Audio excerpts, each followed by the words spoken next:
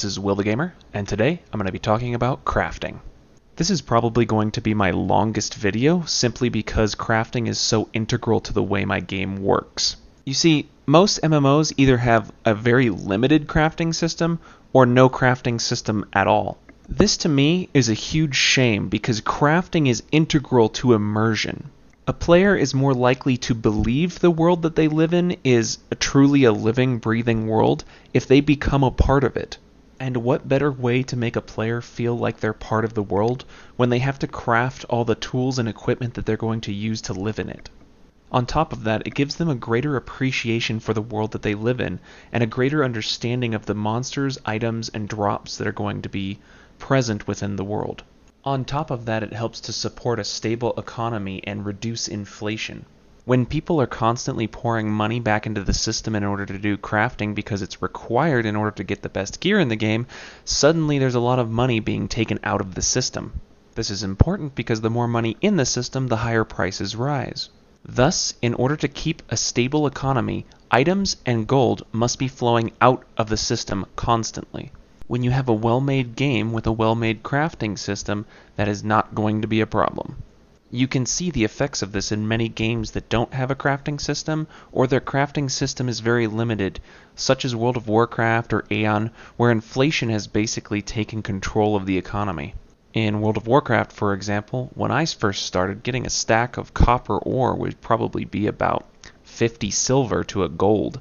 Nowadays, if you put a stack of copper ore on the marketplace, it's probably going to sell for 100 gold. This inevitably becomes a problem, if only because the NPCs within your game have a set price for certain items they sell. This puts a strain on certain items where money is supposed to be an obstacle, such as mounts that cost, let's say, 1,000 gold. At the start of your game, a 1,000 gold mount might take months to save up for, whereas if it's 3 years after the game has come out, a 1,000 gold mount might only cost maybe a week of farming. It might even only take a day of farming if your economy has gotten really bad. And this is something important because that was an obstacle you set that is now trivial. It takes away from the accomplishment of actually saving up that money. This would be especially problematic in the game that I'm designing, since the level cap never changes and gear is always static. Anyways, off the topic of economy and back to crafting. Everything in my game, from the houses to the nails inside of them, will be built by players. So first, let's talk about the secondary professions which fuel the major professions. The secondary professions are mining, cooking, botany, skinning, farming, fishing, and woodcutting. A player has all of these secondary professions at the start of the game, and all it requires is the tools to use them. The more skilled you become, the more you gather from single nodes, or easier it is for you to accomplish certain tasks. Mining allows you to gather ore from nodes scattered around mines. There will be very few nodes outside of mines or places where bare rock is showing. Thus, miners will need to either go to mines or deep dive into caves for precious metals and gems. You will need to craft higher grade pickaxes if you want to harvest higher grade ores. Next up is cooking. Cooking, obviously, is used to create food. This food will restore the player's health and mana, as well as provide various buffs. Players will want to make use of these high-end level buffs if they're going to do high-end level raiding. On top of that, the food the player cooks can also be used to do trade runs. This is important as the NPCs also need to eat, but I'll go into detail about that later. Next up we have botany. As it sounds, it's about gathering herbs and oils from plants. These herbs and oils are used in alchemy to make poisons and healing potions. They are also used to make elixirs and salves that will be very helpful for raiding. Next up is skinning. Skinning is about removing the skins, hides, and scales of monsters and animals. These are then used in order to make leatherworking items. They can also be used for furniture and other miscellaneous tools. Next up is farming. Farming is about as simple as it gets, making the produce and other materials like herbs and oils used for alchemy and cooking. However, unlike the others, you actually need to own land in order to farm, which I'll cover in a different video entirely. Then we have fishing. The only thing different from, I guess, regular fishing along rivers and shores is that you will need to have a boat in order to go out to the more distant locations for, say, harpoon fishing. Boats and naval combat I'll cover in a completely different video as well. Certain items gathered from fishing, from either rare fish or whales, will be used in advanced alchemy and crafting materials. And last of the secondary professions is woodcutting. Collecting wood is about as simple as it sounds, the only exception being that certain wood can only be gathered from giant monsters like Ents. And since most of the trees in my game are magical in nature, they grow very fast. This means most players don't have to worry about cutting down too many trees or harming the environment. But anyways, that's the last of the secondary professions. There isn't really much here to note, as many of the secondary professions don't require you to do any kind of minigame associated with it, as the major professions will, with the exception of maybe fishing. And maybe cooking.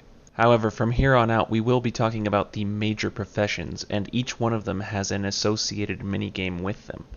While minor tasks, such as crafting nails, don't have a minigame to them, every major task, such as crafting a set of armor, does. These minigames will determine the quality of the item produced. If you fail completely at the minigame, it will produce an item of very low quality. However, if you were to perfectly succeed at the minigame, it will create an item with better than average stats. At the higher levels, succeeding in these minigames becomes increasingly difficult.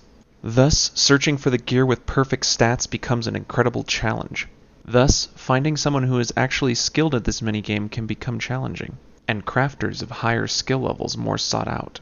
It also, from a design perspective, helps to take more money and items out of the system, allowing for lower inflation, as players will be searching for the perfect stats on their gear. Thus, getting the best stats becomes an incredible challenge. Now, you won't need the best stats in the game in order to proceed through, like, dungeons and raids. However, you will want to get them, or at least your hardcore players will want to get them, because everybody knows the hardcore players can't just rest at having better than average stats. They'll strive to have perfect stats on every piece of gear, and you can guarantee that that's going to take more money and items out of the system regularly. So, on to exactly how crafting works. It will work similarly to Dragon Age Inquisition in its basic form. You have schematics for a certain item, and then whatever metals or materials you use to create it will change its stats. The materials and ornamentation that you use will also change the colors and designs of your armor. Schematics that require more materials will also give better stats. A chest piece, for instance, might require 10 metal, let's say. And using the highest quality metal, you might get 10 health per 1 metal used. Thus, a 10 metal slot would add 100 health. However, a more advanced schematic might require 15 metal and thus give you 150 health from that slot. This makes finding new and rare schematics a critical part of the endgame. It must also be noted that before a weapon or piece of armor can be completed, it must go through 3 stages. The first stage would be gathering the materials required in order to make the object. The second step would be to take those materials and craft them into the components that would make your finished product. These second stage materials do not require a minigame of any sorts. The third stage would be to take the components that you have collected and craft them into the desired object. This final stage would be where you play the minigame in order to craft the item. The minigames, however, may not be exactly what you think they are. For instance, the process required to make a sword is very complicated. However, within my world, they have used mana and magic in order to create simpler techniques to mass-produce weapons and armor. This adds to the lore of the world, but also makes it believable that in this world, crafting a sword wouldn't be like it is in the real world. Thus, the player suspends their disbelief. That being said, let's start with blacksmithing. Blacksmiths make most of the chain and plate mail armor, as well as components requiring metal for other pieces of armor in other sets, such as cloth pieces that are adorned with metals. They also build metal-based weapons, such as swords and axes, as well as the components of metal in other weapons, such as staves that have metal ornamentation. They also make the miscellaneous materials used in furniture and construction. In their craft, they use special hammers and tongs with use of a mana forge. The mana forge is a large cylindrical-like structure with gaps for where the blacksmiths will work. The cylinders of the mana forge will heat or cool the item inside of it in order to be manipulated by the blacksmith. As a minigame, a player will need to insert several molds before he is finished. Every mold will come down the line one by one, each increasing in difficulty as time goes on. The player will need to use the tongs in order to turn the item while the hammer strikes precisely at certain points. The more accurate the player's strikes on the certain points, the more points they get towards perfection of the item. They must also complete their strikes in perfect order, as multiple strikes will appear at once and they need to know in which order they appeared. This makes blacksmithing into a memory and accuracy minigame. Once all the pieces of the set have been completed in the mana forge, the item will be done. The more accurate you were in your strikes, the better the stats will be on the item. Next up is Alchemy. Alchemy's main components are crafting elixirs, potions, and using transmutation. Transmutation does not have a minigame for it specifically, however creating potions and elixirs does. The idea behind alchemy is to use several ingredients to make a stable concoction. The method to make such concoctions is known as a crystal stream. A crystal stream is segmented into different parts where new ingredients are added to the concoction. Before introducing a new component, however, you must choose 3 different ways in order to change the initial concoction. The crystal stream will allow you a short period of time to choose whether or not you want to mix, heat, or cool your concoction before adding another ingredient. Using these methods, a myriad of different concoctions can be created. You may use the same ingredients that you would for a regular health potion, but if you were to, say, alter them in a different way, in a different process, or put the ingredients in a different order and also alter them, they could be a completely different potion. This makes alchemy an explorative puzzle-solving exercise. However, this does not always mean you're going to get the correct effect. You might accidentally put in the wrong ingredients at the wrong time and you might get a failed concoction. Alternatively, you might find a way to enhance a concoction that you already previously knew, such as creating a more effective health potion. The crystal stream can be broken down into segments so that you can choose how many ingredients you want to add, noted that the more ingredients you add, the more complex the concoction will be. However, if you simply want to make 100 potions, you can set the crystal stream in order to repeat a process over and over until there are no more ingredients. This lightens up the tedium of having to make potions over and over. It also means that alchemy requires less skill than maybe some of the other minigames, and is more about discovering new things than it is about using a lot of timing or precision skill. However, I do think it is important that all minigames not be a skill-based one, as it gives more variety to the world in general. It also allows you to make custom potions for your everyday needs. For instance, if you have to deal with a boss that does a lot of burst damage and you're worried about taking a huge hit, you can have a potion that restores a lot of health instantly. Alternatively, let's say that you have a boss that uses damage over time effects. Sure, using a potion that restores a lot of health instantly would, be fine. You would just wait till you have low health, then burn a large health potion. However, your healer might not know you have a health potion. Thus, you're going to waste his time and mana spent on you instead of, say, the tank or someone more important. If instead you brew a potion that heals you over time in large quantities, you negate the effects of the dot that's been placed on you. This will also mean that the healers don't have to see your health bar going down to nothing and worry about you. This gives your potions an extreme amount of customization and allows you to play in multiple different ways. And it also makes searching for new alchemical recipes a constant challenge. Next up we have leatherworking. Leatherworkers use the skins, hides, and scales of monsters to create items. As far as gear is concerned, they can create scale mail gear or basic leather gear. They can also make formal garments, saddles, bags, and quivers. Leatherworking uses arcane shears and a runic punch as its primary tools, and they work on a leatherworking bench, very similar, in assembly at least, to the way blacksmithing works. Once you've acquired all the pieces, the minigame begins. The armor they craft is tailored towards thieves, archers, and druids, though several other classes make use of their armor. Barbarians and spellbreakers, for instance, use chainmail, which is the dragon plate, instead of plate mail. Leatherworking in real life is more about precision rather than timing. The leatherworker will use the runic shears to cut the pieces from the leather, and then they will use the runic punch in order to press and seal two pieces of leather or scale together. I have yet to really flesh out this particular minigame, but I know that it's going to be more simple than blacksmithing and tailoring, and this reason is because of the way that the armor works. You see, blacksmithing armor and tailoring armor give massive improvements to the classes that wield them. However, most of the assassin-type classes already have all the tools they need in order to succeed, so armor like leather armor and scale armor is only going to be there to give minor, well, quality of life buffs. This means leatherworking in general doesn't need to be as skill-intensive as the others. So, next up we have tailoring. Tailoring uses the monoloom in order to make miscellaneous cloth goods as well as cloth armor. It will work similarly to the other armor crafting professions in that you collect the items necessary in order to craft the armor, and once you have them, the minigame begins. The monoloom will work similarly to Tetris in that it is both timing and puzzle-based. The loom will lock the pieces into place automatically, and you will need to keep in tandem with the rhythm, rhythmically adjusting the strings and fabrics as they fall in order to create the end piece. On top of the basic cloth armor, tailors also make formal wear.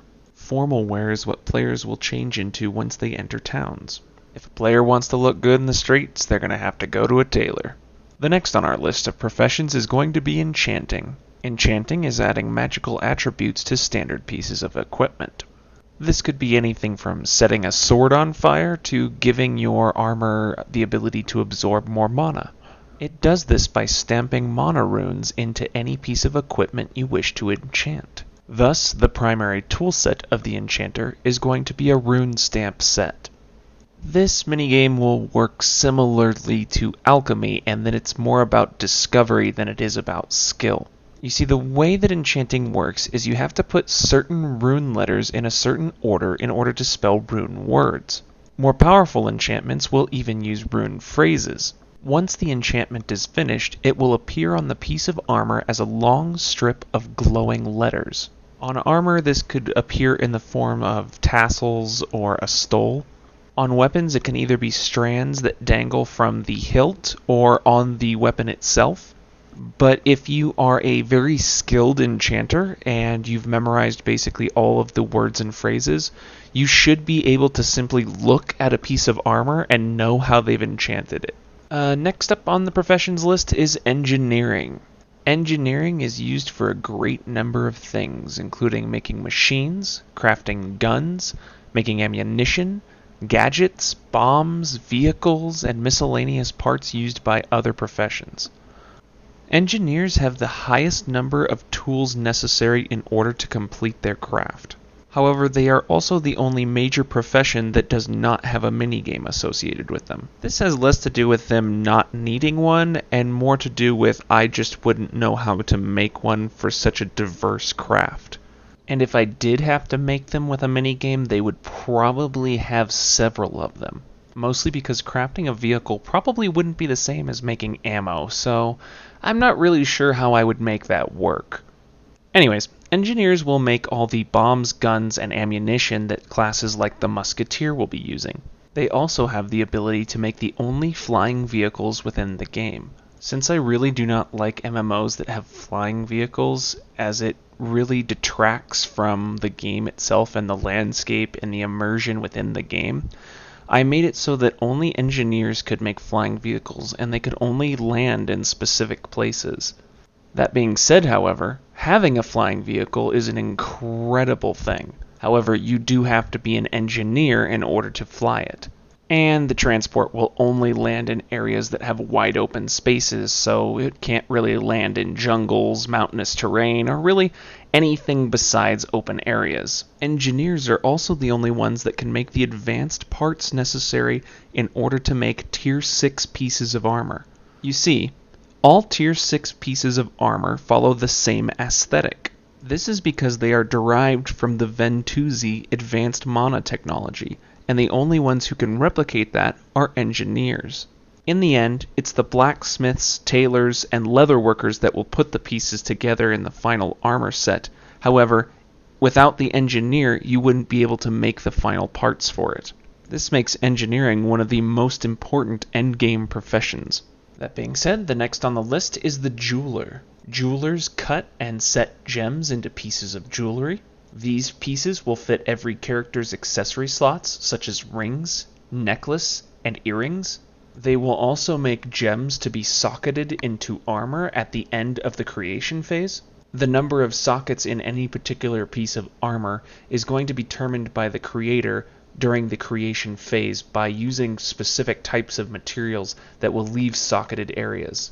Gems will boost different stats based on their color. For instance, blue might increase strength, while red might increase health, while yellow might increase critical strike chance.